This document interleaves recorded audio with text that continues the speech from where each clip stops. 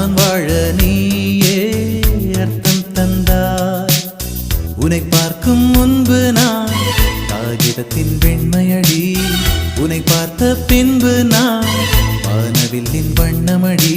நாளில் சாயும் போது தோழி நீயடி, மடியில் சாயும் போது தாயும் நீயடி.